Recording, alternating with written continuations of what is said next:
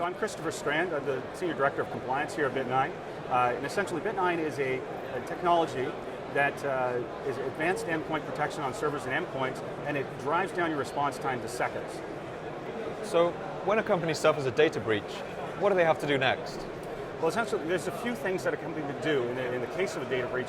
Essentially, you want to first identify your assets or take control of your assets that you have out there. At times with the data breach, you're instantly very vulnerable.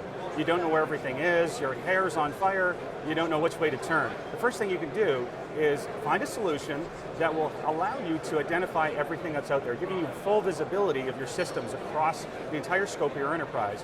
And from there, you can look for a solution that will essentially give you full scope of that enterprise so that you can take control of all the assets in order to lock things down.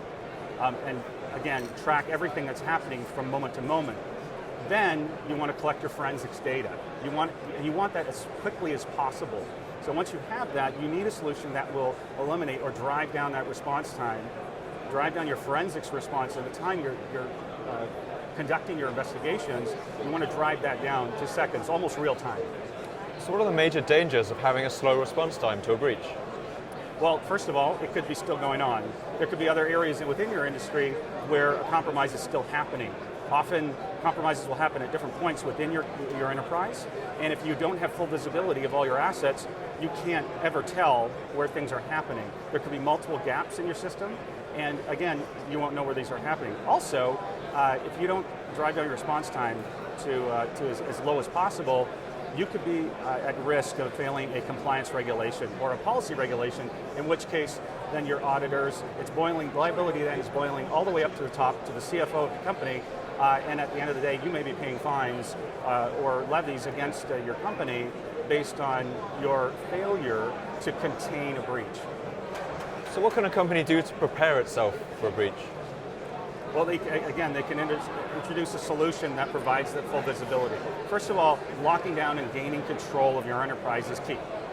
You need to be able to understand exactly what's going on within your system. You need to be able to see everything in your system in as close to real time as possible so that you have full control over that. You also want to marry your IT policy in with whatever regulatory policy you have so that you're focusing on your business process. Companies spend way too much time paying attention to all the bad stuff that could possibly be hitting them.